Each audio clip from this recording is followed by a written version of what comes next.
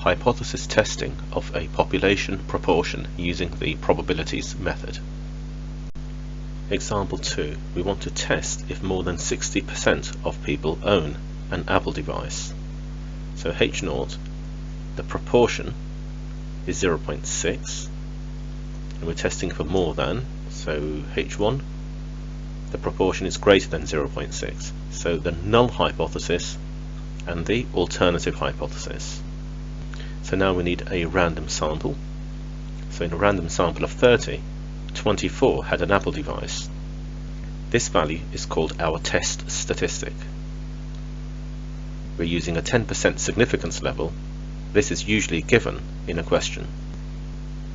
So if H0 is true, then we can state the following binomial distribution. This value is always your sample size. This proportion value here is from your H0, and X here represents the number of Apple devices out of the sample of 30, a discrete random variable. And X can take any value between 0 and 30. The mean of the distribution, n times p, is 18, and our test value was 24. So because we're testing for greater than 0.6, and this arrow is pointing to the right, we're going to test this side. We need to work out the probability that x is greater than or equal to 24, the probability of this region. We calculate that probability, we get 0.0172, and now we compare this to the significance level. So 0.0172 is less than 0.10, the significance level probability, and because p is less than the significance level this time, this condition is met. We're going to reject H0. So we reject H0 and conclude that there is sufficient evidence that the proportion with Apple devices is greater than 60%.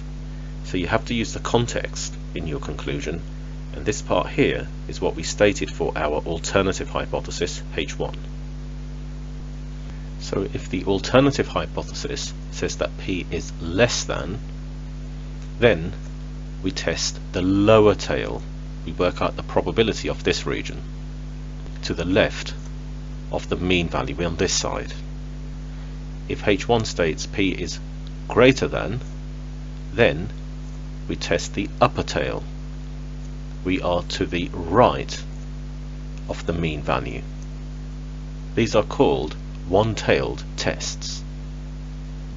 So for a one-tailed test, if we're testing for a decrease, or if you see the word overestimated, then we're testing for less than. And if you see the word increase or underestimated, then we're testing for more than. Now we can also have two-tailed tests, where we're testing for a change in the population proportion, or to see if something differs, or if a question just says investigate whether the proportion is equal to something. Here H1 is not equal to. We need to split the significance level. So if you have a 10% significance level, we split it 5%, 5%. So 5% goes in the lower tail, 5% in the upper tail, and likewise here.